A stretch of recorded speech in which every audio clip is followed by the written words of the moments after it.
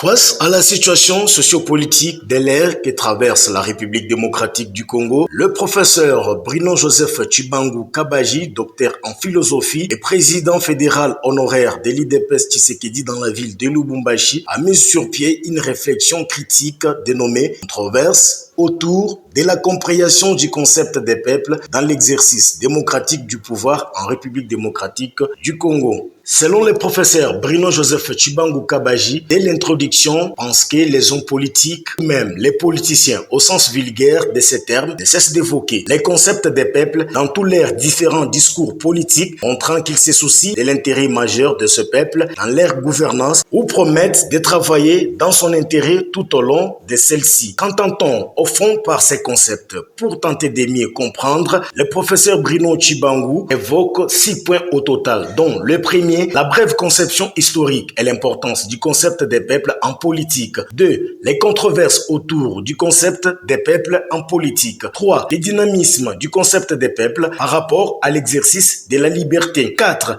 La perception du concept des peuples par rapport à l'élection. 5. En guise de conclusion. 6. La brève conception historique et l'importance du concept des peuples en politique. D'après les données de l'histoire en Athènes, le professeur Bruno Joseph Tshibangou estime par exemple qu'ils n'étaient pas appelés peuples, que les adultes masculins et natifs de l'État, il faut entendre par là que les femmes, les mineurs, les esclaves, les inciviques, les détraqués mentaux et les étrangers étaient exclus du rang des peuples et ne pouvaient en aucune façon participer aux travaux ni de l'Assemblée, ni de l'exécutif, ni non plus de la magistrature. La loi les excluait de la sphère des prises de décision au profit de la communauté consciente capable de participer à la prise de décision pour la bonne marche des affaires de l'État. C'est ainsi que l'on parlait des non-citoyens en tant que personnes incapables de participer aux affaires de la communauté politique. Il s'agissait entre autres des foyers qui n'étaient pas éligibles et des criminels ne participant pas au vote. Ce qui implique autrement dit que tous les hors-la-loi sillonnant les rues et participant inconsciemment aux manifestations politiques des rues organisées par les opposants politiques sans revendication rationnelle et réelle ne peuvent pas faire partie des peuples. Essayant d'affiner ces recherches,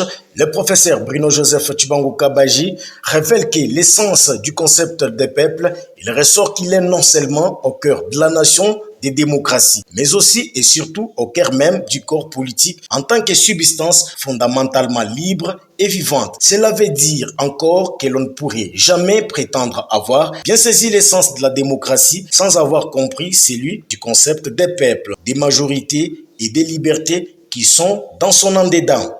Ce qui signifie en d'autres termes qu'en démocratie, tout part du peuple et revient au peuple. Autrement dit, l'on ne peut pas qualifier un régime de démocratique si le mot peuple n'est pas la seule et l'unique source et finalité de l'exercice démocratique du pouvoir et s'il ne constitue pas non plus les socles de toute action politique, sociale, économique et culturelle, entreprise pour son bien-être intégral. En essayant de les comprendre, il se révèle qu'il est un concept polémique, problématique, controversé et ambigu. Partant des distinguos entre peuple et population, le professeur Bruno Joseph Tshibangou Kabaji a, avant d'aborder ces points, faire sommairement les distinguos entre les mots peuple et les mots population, parce que généralement, la plupart des apprentis politiciens et de certains intellectuels les utilisent confusément l'un pour l'autre. Voilà pourquoi les deux concepts méritent, pour notre part, un éclairage du point de vue sémantique. Le terme population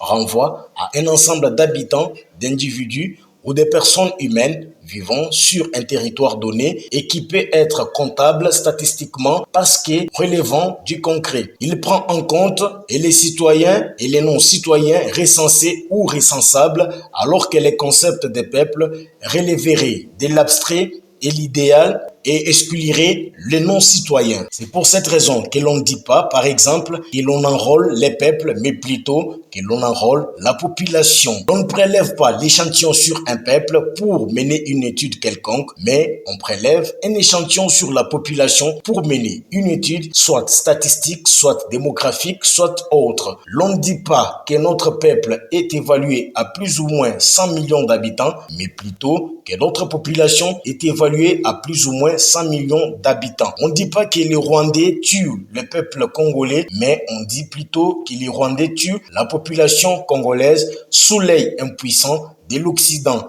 Cette nuance doit inspirer tout discours politique sensé et productif. Les Kuluna ou les Wayambar ou les Chégués font partie de la population et non du peuple. Ce qui veut autrement dire que l'élection en tant qu'expression de la liberté des choix, de la liberté des votes, ne doit pas être obligatoire de peur d'enfreindre l'exercice de toutes les libertés et des droits naturels des citoyens. Les organisateurs, quant à eux, ont seulement le devoir de sensibiliser les peuples sans les contraindre à participer massivement aux élections en commençant par l'enrôlement responsable des citoyens pour un vote conséquent des dirigeants politiques capables de leur procurer le mieux-être intégral qui constitue leur attente. Voilà pourquoi il serait antidémocratique de procéder au contrôle policier après les votes sous prétexte de s'assurer si tel ou tel citoyen a effectivement voté ou non. Dans ces conditions, il aurait été souhaitable de miser sur la majorité des citoyens enrôlés par rapport à l'ensemble des habitants du pays et la totalité des votants par rapport aux enrôlés. Voilà ce qui pourrait garantir la vraie légitimité des gouvernants élus. En ce sens, le peuple égale ces citoyens congolais qui, usant de la raison universelle, catégorique, s'essaie de sauver la multitude d'hommes distraits parce que préoccupés par soit la recherche éhontée des gains faciles au lieu de rendre dignement service à la nation, soit distraite par les soucis de chercher comment nouer les deux bouts du mois. Cet unique Congolais révolté représente, que l'on veuille ou non, une majorité active parce qu'il traduit la volonté générale d'un grand nombre de compatriotes. Cette équivocité remarquée et remarquable serait à la base des différents types de démocratie et des régimes politiques qui gouvernent le monde. Elle apparaît aussi comme un lié des JB où se monterait tout complot odié contre les aspirations profondes du peuple. Elle serait même considérée comme prétexte non dissimulé auquel recourent les apprentis politiciens pour nuire à l'intérêt supérieur de la nation. Il est ainsi donc une exigence pour les pouvoirs existants d'être à l'écoute de tout citoyen qui s'exprime librement et publiquement par écrit ou oralement pour revendiquer ses droits et ses libertés